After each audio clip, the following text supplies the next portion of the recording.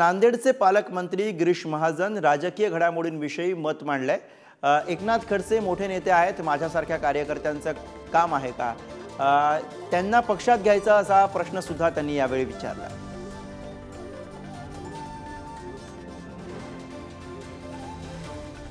अनेक दिवसांपासून चर्चा सुरू होती। बरोबर 15 दिवसांनी काय होतं मी त्या बाबतीत काय बोलू? तुमची इच्छा काय?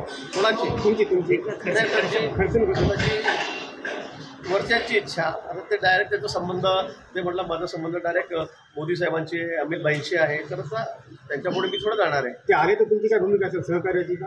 आता त्याच्यावर भूमिका नाही, तर वरिष्ठांनी निर्णय घेतला की आमची काय भूमिका राहणार, पण ते चाललेत रोज दिल्लीला जातायत येतायत जातायत आणि रोज सांगतायत तुम्हाला फोन करून झालं जमलं। आता काल त्यांनी सांगितलं 15 दिवसांनी जमणार आहे। ठीक आहे, वाट बघू आपण। हे घेणार आहे का भाजपला? बाबा ते सगळे मोठे नेते आहेत एकनाथजी, मी काय माझ्यासारखा छोटा कार्यकर्त्याच्या हातातलं काम आहे का त्याचं घ्यायचं का नाही घ्यायचं म्हणून।